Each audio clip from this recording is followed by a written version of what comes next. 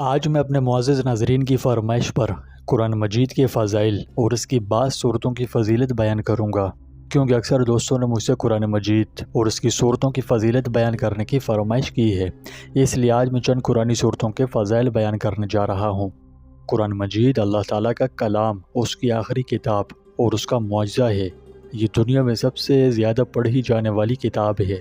قرآن پچھلی تمام آسمانی کتابوں کی تعلیمات کو اپنے اندر خوبصورتی سے سمیٹے ہوئے ہے، اور قرآن کریم وہ واحد کتاب ہے جو پوری انسانیت کے لیے رشد و ہدایت کا ذریعہ ہے۔ اللہ رب العزت نے اس کتاب میں انسان کو درپیش تمام مسائل کو تفصیل سے بیان کیا ہے۔ قرآن مجید سینکڑوں موضوعات پر مشتمل ہے۔ اس کا یہ اعجاز ہے کہ اللہ تعالیٰ نے اس کی حفاظت کا ذمہ خود لیا ہے، اور قرآن کریم ایسا معجزہ ہے کہ تمام مخلوقات مل کر بھی اس جیسی دوسری کتاب پیش نہیں کر سکتی۔ قرآن کی عظمت کا اندازہ اس بات سے بھی لگایا جا سکتا ہے کہ جس سرزمین پر یہ کتاب نازل ہوئی، وہاں کے لوگوں کو اندھیروں سے روشنی کی طرف لے آئی۔ اس نے ان کو دنیا کی عظیم ترین طاقت بنا دیا۔ قرآن و حدیث میں قرآن کے بہت سے فضائل بیان ہوئے ہیں۔ ایک حدیث مبارکہ میں قوموں کی ترقی و زوال کو بھی قرآن پاک پر عمل کرنے سے مشروط کیا گیا ہے۔ تاریخ گواہ ہے کہ جب تک مسلمانوں نے قرآن و حدیث کو اولویت دی اور اس پر عمل کیا، وہ دنیا میں غالب رہے۔ انہوں نے 3 براعظموں پر حکومت کی اور دنیا کو اعلیٰ ترین تہذیب اور بہترین نظام زندگی دیا۔ اور جب انہوں نے قرآن سے دوری کا راستہ اختیار کیا تو مسلمان ذلیل و خوار ہو گئے۔ شاعر مشرق علامہ اقبال نے بھی اسی کی ترجمانی کرتے ہوئے کہا کہ وہ معزز سے زمانے میں مسلمان ہو کر، اور تم خوار ہوئے تارک قرآن ہو کر۔ یعنی وہ مسلمان ہو کر اپنے زمانے میں عزت دار تھے، اور ہمیں کہا کہ تم قرآن کو چھوڑ کر رسوا ہو گئے۔ آج کی ویڈیو بہت دلچسپ ہونے والی ہے، اس لیے آخر تک ضرور دیکھیں، اور اسی طرح کی مزید ویڈیوز کے لیے بھی ہمارے چینل کو سبسکرائب کر کے بیل آئیکن پر کلک کیجیے۔ پیارے دوستوں، ہمارے چینل پر دوبارہ خوش آمدید، جہاں ہم اسلام کی خوبصورت تعلیمات شیئر کرتے ہیں۔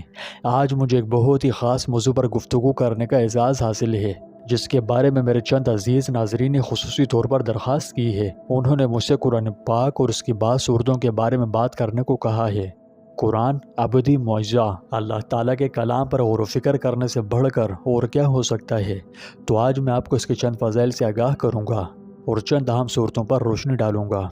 آئیے ایک ناقابل تردید سچائی سے ویڈیو کا آغاز کرتے ہیں۔ قرآن پاک صرف ایک کتاب نہیں ہے، یہ اللہ کی طرف سے آخری وحی ہے، ایک لازوال معجزہ جو 1400 سال سے زیادہ عرصے سے غیر تبدیل شدہ ہے۔ یہ دنیا میں سب سے زیادہ پڑھی جانے والی کتاب ہے، اور اچھی وجہ سے۔ قرآن انسانیت کے لیے اللہ کی ہدایت ہے، تمام انسانیوں کے لیے ترقی، روشنی اور حکمت کا لازوال خزانہ ہے۔ اللہ سبحانہ و تعالیٰ نے قرآن مجید میں ہر مسئلے، ہر آزمائش اور ہر اس حال کی وضاحت کی ہے جس کا سامنا بنی نوع انسان کو ہو سکتا ہے۔ یہی وجہ ہے کہ قرآن زندگی کے لیے ایک مکمل رہنما کے طور پر کھڑا ہے، جس کی مثال تاریخ میں کسی اور متن سے نہیں ملتی۔ جو چیز قرآن مجید کو مزید غیر معمولی بناتی ہے وہ یہ ہے کہ اللہ سبحانہ و تعالیٰ نے خود اس کی حفاظت کا وعدہ کیا ہے۔ کسی اور کتاب میں یہ خدائی ضمانت نہیں ہے۔ دنیا کی تمام مخلوقات اگر کوشش کریں تو کبھی اس جیسا کچھ بھی پیدا نہ کر سکیں۔ قرآن میں جو قوت و حکمت موجود ہے وہ انسانی استطاعت سے باہر ہے، اور وہ جگہ جہاں قرآن نازل ہوا، جزیرہ نما عرب، ایک زمانے میں روحانی، سماجی اور سیاسی طور پر تاریکی میں ڈوبا ہوا تھا، لیکن قرآن کی روشنی نے وہاں کو لوگوں کو تبدیل کر دیا۔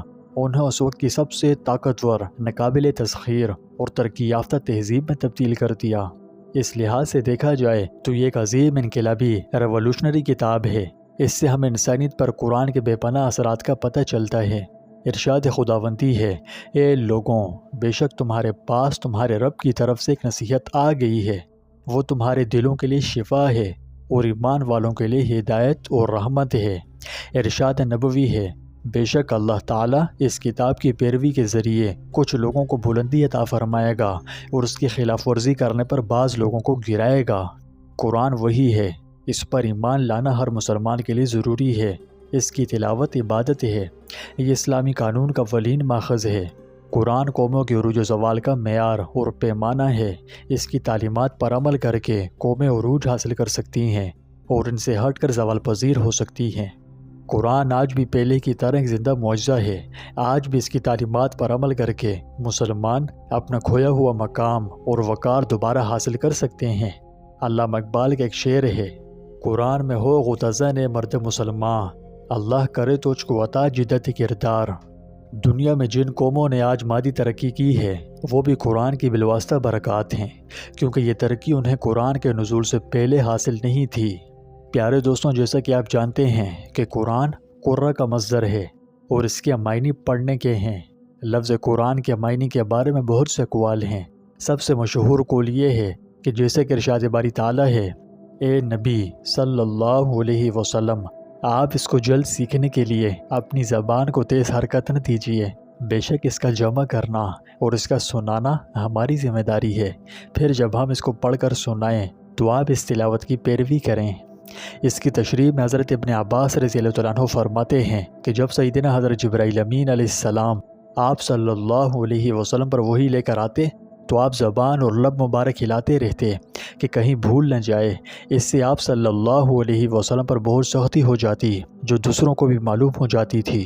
تو اللہ تعالیٰ نے یہ آیات نازل فرمائی، یعنی وحی کا آپ صلی اللہ علیہ وسلم کے دل میں جما دینا، یاد کرا دینا ہمارے ذمہ ہے اور اس کا پڑھا دینا بھی۔ تو جب ہم پڑھ چکے ہیں تو آپ صلی اللہ علیہ وسلم بھی اسی طرح پڑھیں جیسے ہم نے پڑھا تھا، اور جب تک وحی اترتی رہے خاموش سنتے رہیں۔ پھر وحی کے الفاظ کو آپ صلی اللہ علیہ وسلم کی زبان پر رواں کر دینا بھی ہمارے ہی ذمہ ہے۔ چنانچہ ان آیات کے نزول کے بعد جب حضرت جبرائیل آتے آپ صلی اللہ علیہ وسلم خاموش رہتے، اور جب چلے جاتے تو آپ صلی اللہ علیہ وسلم اسی طرح پڑھ کر سنا دیتے جس طرح اللہ نے آپ کو سنایا ہوتا۔ اب آئیے کچھ مخصوص صورتوں کی فضیلت پر بات کرتے ہیں۔ یہاں میں ہمیشہ کی طرح کہوں گا کہ میں کوئی عالم یا مفتی وغیرہ نہیں ہوں، اس لیے بیان میں کمی بیشی ہو سکتی ہے۔ اگر آپ کو بیان میں کوئی غلطی نظر آئے تو میری اصلاح کی نیت سے ضرور آگاہ فرمائیے گا۔ پیارے دوستوں، آئیے چند مخصوص صورتوں کی فضیلت جانتے ہیں۔ یاد رہے کہ قرآن کی تمام صورتیں، تمام آیتیں فضائل و برکات سے بھری ہوئی ہیں، کوئی بھی فضائل و برکات سے خالی نہیں ہے۔ تمام کی مثال ستاروں کی طرح ہے۔ آج ہم جس کی فضیلت پر بات کرنے جا رہے ہیں ان میں سب سے پہلی سورہ فاتحہ ہے۔ اس سورت کا نام فاتحہ اس لیے ہے کہ قرآن کریم کا آغاز اسی سورت سے ہوا ہے، اور چونکہ یہ سورت باقی تمام سورتوں سے پہلے ہے اس لیے اسے ام القرآن بھی کہا جاتا ہے، اور اس سورہ مبارکہ کو سبع المثانی بھی کہتے ہیں۔ سبع اس لیے کہ اس کی آیات 7 ہیں، اور مثانی اس لیے کہ یہ نماز میں بار بار دہرائی جاتی ہیں، یا اس لیے کہ یہ 2 بار نازل ہوئی، ایک بار مکہ میں اور دوسری بار مدینہ میں، اور اس لیے بھی کہ یہ سورت صرف اسی امت کے لیے استثناء کی گئی ہے، یعنی یہ سورت خاص امت محمدیہ کے لیے نازل ہوئی ہے، اس سے پہلے کسی امت پر نازل نہیں ہوئی۔ اس سورت میں اللہ تعالیٰ کے اسم اعظم ہے جس کے ذریعے دعا مانگی جائے تو قبول ہو جاتی ہے، اور جو چیز مانگی جائے مل جاتی ہے۔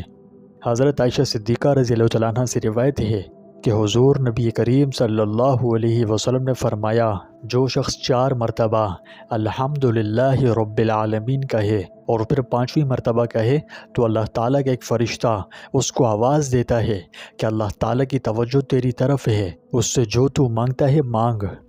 حضرت انس رضی اللہ عنہ بیان کرتے ہیں کہ ہم ایک جنگ میں رسول اللہ صلی اللہ علیہ وسلم کے ساتھ تھے۔ آپ صلی اللہ علیہ وسلم نے دشمنوں کو دیکھ کر فرمایا، مالک یوم الدین، ایاک نعبد و ایاک نستعین۔ اسی دوران میں نے دشمنوں کو زمین پر گرتے دیکھا اور فرشتے ان کو آگے پیچھے سے مار رہے تھے۔ رسول اللہ صلی اللہ علیہ وسلم کا ارشاد ہے کہ قرآن کریم کی سب سے افضل آیت الحمدللہ رب العالمین ہے۔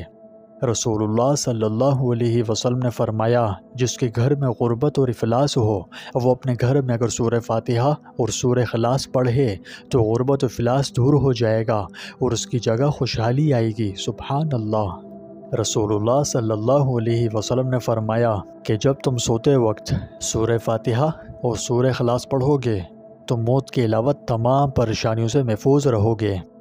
رسول اللہ صلی اللہ علیہ وسلم نے فرمایا، جو شخص بارش کے پانی پر 70 مرتبہ سورہ فاتحہ، 70 مرتبہ آیت الکرسی، 70 مرتبہ سورہ قل هو اللہ احد اور 70 مرتبہ معوذتین پڑھ کر دم کرے گا تو قسم ہے اس ذات کی جس کے قبضے میں میری جان ہے، حضرت جبرائیل علیہ السلام نے مجھے خبر دی ہے کہ جو شخص اس دم کیے ہوئے پانی کو 7 دن تک بلا ناغہ پیے گا، اللہ تعالیٰ اس کے جسم سے ہر بیماری کو نکال دے گا اور اس کی رگوں، ہڈیوں اور تمام اعضاء سے نکال دے گا۔ سبحان اللہ۔ حضرت جعفر صادق فرماتے ہیں کہ اگر کسی کو بخار ہو تو 40 مرتبہ سورہ فاتحہ پڑھ کر دم کر کے اس کے منہ پر چھینٹے تو بخار اتر جائے گا۔ الغرض نبی اکرم صلی اللہ علیہ وسلم نے اسے تمام بیماریوں کا علاج قرار دیا ہے، خواہ وہ جسمانی ہوں، جذباتی ہوں یا روحانی۔ یہ ایک دعا ہے، اللہ کی حمد ہے اور ہدایت کی درخواست ہے۔ المختصر، اگر آپ سورہ فاتحہ پر تفصیلی ویڈیوز دیکھنی چاہیں تو ہم اس ویڈیو کی تفصیل میں اس کا لنک چسپاں کر دیں گے، اگر آپ چاہیں تو انہیں دیکھ سکتے ہیں۔ دوسری سورہ بقرہ ہے۔ قرآن کی سب سے لمبی سورت سورہ بقرہ کو شیاطین، بدروحوں سے حفاظت کے طور پر بیان کیا گیا ہے۔ در حقیقت ہر رات اس سورت کی آخری 2 آیتوں کا پڑھنا کسی کے لیے رات بھر کافی ہے، جو تحفظ اور برکت فراہم کرتی ہیں۔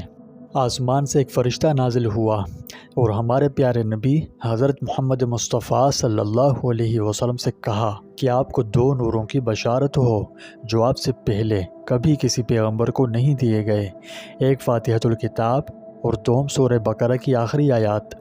آپ ان میں سے جو حرف بھی پڑھیں گے وہ آپ کو ضرور دیا جائے گا، یعنی ایک اللہ کی تعلیم سے جو اہدنا الصراط المستقیم پڑھنے کا حکم دیا گیا ہے، اگر اسے پڑھا جائے تو اللہ ضرور سیدھا راستہ دکھائے گا، اور دوسرا ربنا لا تؤاخذنا ان نسینا سے لے کر آخر سورہ تک پڑھا جائے تو اللہ اسے قبول فرمائے گا اور دعا کے مطابق عطا کرے گا۔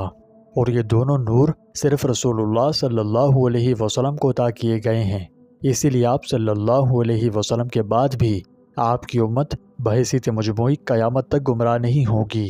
رسول اللہ صلی اللہ علیہ وسلم نے ارشاد فرمایا ہے کہ میری امت بحیثیت مجموعی گمراہی پر جمع نہیں ہوگی۔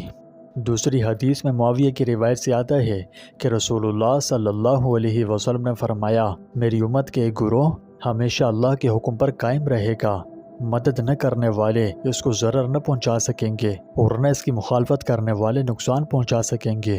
اسی حالت میں اللہ کا امر یعنی قیامت بپا ہونے کا حکم آ جائے گا۔ حضرت عبداللہ بن مسعود رضی اللہ عنہ سے روایت ہے کہ جب رسول اللہ صلی اللہ علیہ وسلم کو معراج میں لے جایا گیا اور آپ سدرۃ المنتہا پر پہنچے، سدرۃ المنتہا چھٹے آسمان پر ہے، زمین سے چڑھنے والے اعمال بھی اسی جگہ تک پہنچتے ہیں اور لے لیے جاتے ہیں، اور اوپر سے اترنے والے احکام بھی اسی جگہ تک پہنچتے ہیں اور لے لیے جاتے ہیں۔ اسی جگہ آپ صلی اللہ علیہ وسلم کو 3 چیزیں عطا ہوئیں: 5 وقت کی نمازیں، سورہ بقرہ کی آخری آیات، اور آپ صلی اللہ علیہ وسلم کی امت کے ان لوگوں کے کبائر کی معافی جو شرک نہیں کرتے۔ الغرض سورہ بقرہ کے فضائل بے شمار ہیں۔ المختصر، اگر آپ اس پر تفصیلی ویڈیوز دیکھنی چاہیں تو ہم اس ویڈیو کی تفصیل میں اس کا لنک چسپاں کر دیں گے، اگر آپ چاہیں تو انہیں دیکھ سکتے ہیں۔ اگر ویڈیو کے لمبے ہونے کی قید نہ ہوتی تو میں مزید صورتوں کے فضائل بھی بیان کرتا، لیکن اب چونکہ ویڈیو لمبی ہو رہی ہے اس لیے اسے ختم کرتا ہوں۔ انشاءاللہ بہت جلد مزید قرآنی صورتوں کے فضائل پر بھی ویڈیو لاؤں گا، تب تک آپ سے گزارش ہے کہ انتظار کیجیے۔ آخر میں اب تمام احباب کی خدمت میں عرض ہے کہ اللہ تعالیٰ کے ناموں میں سے کوئی بھی نام جو آپ کو اچھا لگتا ہو کامنٹ باکس میں ضرور لکھیں۔ زیادہ لکھنا نہیں آتا تو صرف اللہ لکھ کر ٹائپ کر دیں، کیونکہ پڑھنے والا جب تک پڑھے گا آپ کو مفت میں ثواب ملتا ہی رہے گا۔ اللہ سبحانہ و تعالی ہم سب کا حامی و ناصر ہو۔